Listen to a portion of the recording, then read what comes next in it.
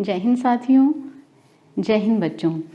आज हम बात कर रहे हैं कक्षा 12 NCERT के सिलेबस पर, जो कि राजस्थान भी अब इस वर्ष जिन्होंने लागू कर दिया है और 2021 में हमारे अब हम NCERT पढ़ेंगे और इस पर हम चर्चा करेंगे कि हमें इस वर्ष क्या पढ़ना है, हमारे हिस्ट्री का सिलेबस किस तरह का है, क्या क्या उसमें चैप्टर दिए गए हैं, कौन कौन से टॉपिक्स हैं, इस पर हम आज बात कर रहे हैं। तो समझ लेते हैं। आज का हमारा जो टॉपिक है वो है इतिहास NCERT कक्षा 12। तो हम शुरू कर रहे हैं। सबसे पहले मैं बता देना चाहूँगी आपको कि इतिहास जो है वो 3 पार्ट्स में डिवाइड है। पहला जो हमारा पार्ट्स है वो प्राचीन काल से संबंधित है, दूसरा जो हमारा पार्ट्स है वो है मध्यकालीन भारत, तीसरा जो हमारा पार्ट है वो है आधुनिक भारत, यानी कि जब से मनुष्य की पहचान हुई, खोजें जो प्रारंभ हुई कि यहाँ कोई बस्तियाँ थी, वहाँ से प्रारंभ होता है हमारा इतिहास। यानी हमारी जो इतिहास की बुक है 12th की, वो वहाँ से शुरू होती है। तो चर्चा करते हैं। हमारा पहला जो टॉपिक है वो है, पहला पार्ट जो हमारा है 3 भाग में डिवाइड है। पहला भाग, दूसरा और तीसरा। जो हमारा पहला भाग है, पहले भाग में हमारा है ईंट, मनके तथा अस्थियां। ये हमारे पहले चैप्टर का नाम है और इसमें क्या आएगा, हड़प्पा सभ्यता। यानी हड़प्पा सभ्यता की अगर मैं काल की बात करूं तो यहाँ 2600 ईसा पूर्व से लेकर के 2600 ईसा पूर्व से लेकर के ये 1900 ईसा पूर्व तक का जो काल है वो आएगा हमारा हड़प्पा सभ्यता के अंतर्गत। और इसमें हम क्या पढ़ेंगे हड़प्पा सभ्यता में कि जो पुरातत्व जो साक्ष्य हमें मिले, जैसे ईंटें, मनके, अस्थियां, तो इनके आधार पर हम वहाँ की संस्कृति के बारे में जान सकते हैं, वहाँ के इतिहास के बारे में जान सकते हैं। यही साक्ष्य हमें बताते हैं। तो इस चैप्टर में हड़प्पा सभ्यता के बारे में इस 2600 से लेकर 1900 ईसा पूर्व तक के काल के बारे में हम जानेंगे। यहाँ ये प्रश्न उठता है कि ईसा पूर्व क्या है, ईसा पूर्व क्या है, ईस्वी क्या है। तो हम इस पर चर्चा करेंगे कि ईसा पूर्व क्या होता है। तो ईसा पूर्व यानी कि इसको हम संबोधित करते हैं इंग्लिश में BC से, जिसको बोलते हैं बिफोर क्राइस्ट। बिफोर क्राइस्ट का मतलब यहाँ ईसा पूर्व से है, यानी कि ईसा के जन्म को, ईसा मसीह के जन्म को एक शून्य मान लिया गया और उससे बाद के जो काल हैं, उसके बाद की जो तिथि है, यहाँ जैसे ईसा मसीह का ये जो शून्य मान लिया गया, इनका जन्म का जो है काल, और इससे जो पहले के सन हैं वो कहलाते हैं ईसा पूर्व, जिसको बोलते हैं BC यानी बिफोर क्राइस्ट। और इनके जन्म के बाद के जो हैं उनको बोलते हैं ईस्वी, जिसको हम संबोधित करते हैं AD से। यानी A का मीनिंग यहाँ है एना और D का मतलब है डोमिनी, जो एक लैटिन भाषा का शब्द है जिसका मीनिंग होता है हमारे ईश्वर का वर्ष। एक निर्धारण कर लिया गया, इसी को ईसा पूर्व और ईस्वी कहा गया है। वर्तमान में जो प्रचलन में है वो है BC की जगह इसको बोलते हैं BCE यानी बिफोर कॉमन एरा, और इसको ईस्वी जो है उसको बोलते हैं CE यानी कॉमन एरा। ये तो हमारा एक छोटी सी बात हो गई कि ईसा पूर्व और ईस्वी क्या होता है। तो ये हमारा पहला चैप्टर हो गया है। दूसरा जो हमारा चैप्टर है उस चैप्टर का नाम है राजा, किसान और नगर। और ये कब की बात कर रहा है, क्योंकि हम प्रारंभिक पढ़ रहे हैं, प्रारंभिक भारत पढ़ रहे हैं, प्राचीन भारत पढ़ रहे हैं। तो यहाँ प्राचीन भारत में इसमें हम 600 ईसा पूर्व से लेकर के 600 ईसा पूर्व से 600 ईस्वी तक का हम लोग जो हैं वो पढ़ेंगे। यानी कि 600 ईसा से लेकर, ईसा पूर्व से लेकर 600 ईस्वी तक का हम पढ़ेंगे प्रारंभिक इतिहास कि वहाँ का प्रशासन कैसा था, वहाँ के किसान, आम लोगों का जनजीवन कैसा था, नगरीय व्यवस्था कैसी थी, इसके बारे में हम इस टॉपिक में पढ़ेंगे। अगला जो हमारा तीसरा पार्ट है उसका नाम है बंधुत्व, जाति और वर्ग। इसकी भी अगर मैं बात करूं तो वही सेम ही सन जो है वो इसका भी है, 600 से लेकर के 600 ईसा पूर्व से लेकर 600 ईस्वी तक का।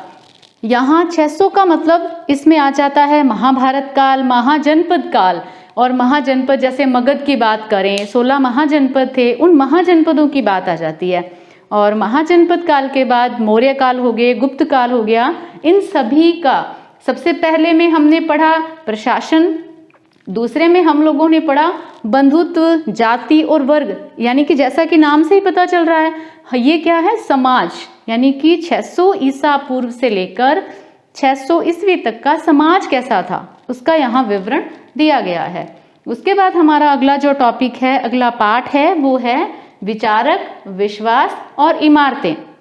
ये भी वही सन रहेगा, ये भी 600 ईसा पूर्व से लेकर 600 ईस्वी तक का काल जो है वो हम इसमें पढ़ेंगे कि उस समय के विचारकों ने क्या अपने विचार दिए, विश्वास क्या था, यानी कि यहाँ हम बात करें तो धर्म को लेकर है, यानी कि उस समय की धार्मिक व्यवस्थाएं कैसी थी, इमारतें कैसी थी, ये भी 600 ईसा पूर्व से लेकर के 600 ईसा पूर्व से 600 ईस्वी तक का काल जो है वो इसमें आता है। यानी कि हम शुरू में हड़प्पा सभ्यता पढ़ेंगे, हड़प्पा सभ्यता के बाद हम लोग महाजनपद काल, मौर्य काल, गुप्त काल, इनका प्रशासन भी पढ़ेंगे, समाज भी पढ़ेंगे और अगले हमारे टॉपिक में धर्म भी पढ़ेंगे।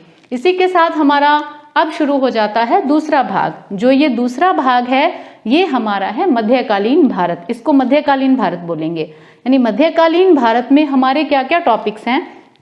पहला जो है वो है यात्रियों के नजरिए, और यात्रियों के नजरिए जो हैं यानी कि उस समय उन्होंने क्या लिखा, यहाँ उन्होंने जो व्यवस्थाएं देखी, चाहे वो समाज से रिलेटेड हैं, चाहे वो धर्म से हैं, प्रशासन से हैं, अर्थ से संबंधित है यानी अर्थव्यवस्था से संबंधित, उन सभी के बारे में उन यात्रियों की क्या समझ रही। मेन तो यहाँ समाज के बारे में कह रहा है, यहाँ मेन समाज के बारे में कह रहा है कि समाज के बारे में उनकी क्या समझ थी, उसका विवरण उन्होंने अपने ग्रंथों में वर्णित किया है। उसका वर्णन इस चैप्टर में दिया गया है। जैसे अगर मैं बात करूं अल बरूनी की, इब्न बतूता की, ये यात्री जो हैं वो आए भारत में, उन्होंने यहाँ के समाज के बारे में जाना और उसका वर्णन किया। तो इस चैप्टर का नाम है यात्रियों के विवरण नजरिए। अगला हमारा जो पाठ है वो है भक्ति, सूफी परंपराएं, यानी कि मध्यकालीन भारत में इस्लाम धर्म, हिंदू धर्म, इन सभी में जो धर्म को लेकर बाहरी आडंबर थे, उन बाहरी आडंबरों का जनता के सामने, दुनिया के सामने एक चिट्ठा खोलकर रख दिया। यानी कि धर्म क्या है, इन सभी भक्ति मार्ग कैसे हैं, कौन से संत थे, तो इन सब का विवरण, क्या श्रद्धा है, धार्मिक विश्वासों में क्या बदलाव आया, बदलाव क्या आया, जो आडंबर थे उनको दूर करने के लिए जो आंदोलन, जिसको एक हम आंदोलन कह सकते हैं, एक क्या बदलाव आया, उसको लेकर के जो आंदोलन हुआ, परंपराएं हुई, वो है भक्ति सूफी परंपराएं चैप्टर में। अगला जो हमारा भाग है पाठ नंबर 7 है, और अगर मैं भाग 2 की यूनिट कहूँ तो 3rd बनेगी, और इसका नाम है एक साम्राज्य की राजधानी। साम्राज्य किस साम्राज्य की बात कर रहा है, यहाँ बात कर रहा है विजयनगर की। और विजयनगर दक्षिण भारत का एक एरिया जो तुंगभद्रा नदी के किनारे था, और इसका वर्णन जिसमें जैसे वंश हुए, तुलु वंश है, सालू वंश है, आर्विडु वंश है, ये वंश जो हुए उनके बारे में वर्णन है। और इस वर्णन का इसका जो प्रशासन है विजयनगर का, इसके प्रशासन के बारे में इस चैप्टर में दिया हुआ है। अगला जो हमारा पाठ है वो है किसान, जमींदार और राज्य।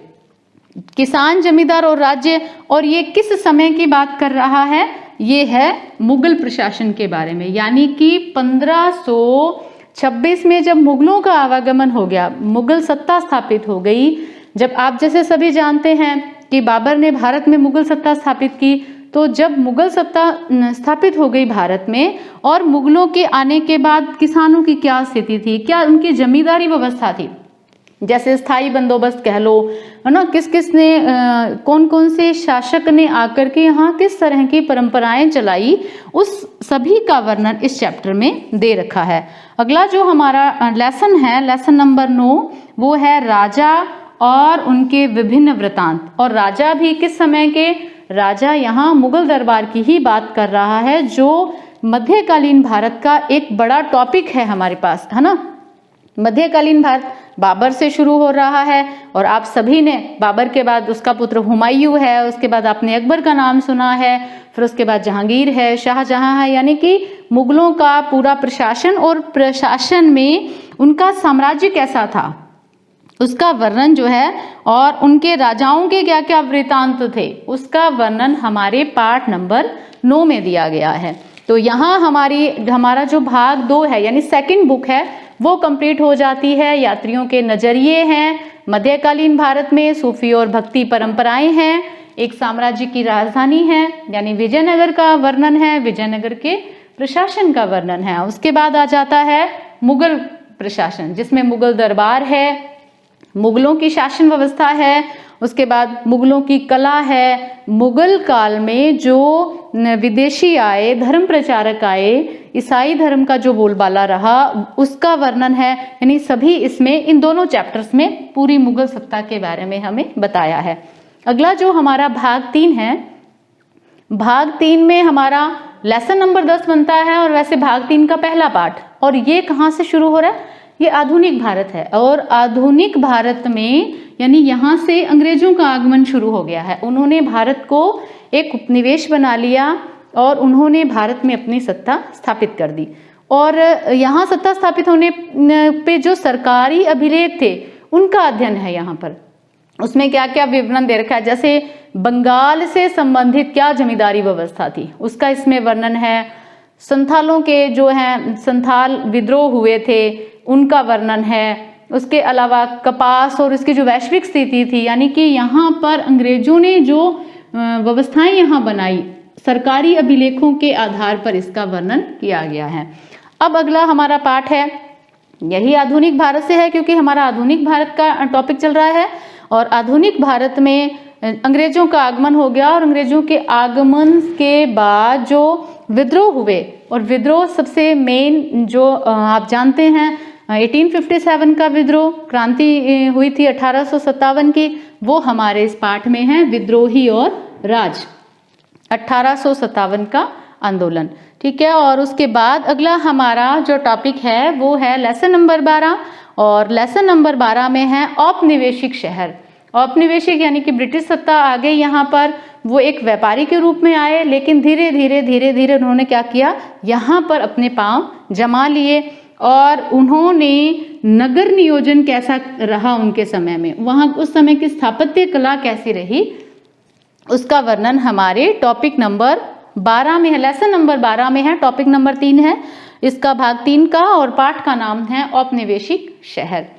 अगला हमारा पाठ है 13 यानी 13 नंबर लेसन है। अब यहाँ पर गांधी जी ने जो भी विद्रोह किए, खास तौर से हमारे जो बुक में हैं वो है सविनय अवज्ञा आंदोलन, और उसके बाद गांधी जी का आगमन हुआ, चंपारण से शुरू किया उन्होंने, और जिन भी विद्रोहों में शामिल हुए, असहयोग आंदोलन कह लो, धीरे धीरे यहाँ सविनय अवज्ञा आंदोलन, उससे आगे यानी कि भारत छोड़ो आंदोलन तक, जहाँ तक उनका योगदान रहा भारत की स्वतंत्रता में, राष्ट्रीय आंदोलन में, वो इस टॉपिक इस पाठ में पाठ नंबर 13 में दिया गया है। अब यहाँ पर पाठ 14 है विभाजन की समझ। भारत स्वतंत्र होने की कगार पे और भारत के टुकड़े हुए, उसके पीछे क्या रीजंस थे, क्या समझ थी, क्या कारण थे, कौन से तथ्य थे, कौन से ऐसी घटनाएं हुई, उनको घटनाओं को जानकारी, उनको जानने के क्या स्रोत हैं, वो सभी इस चैप्टर में दिया गया है, इस पाठ में दिया गया है। विभाजन की समझ कि भारत का विभाजन होने के पीछे उत्तरदायी कारण कौन से थे, वो हमारे चैप्टर नंबर 14 में है।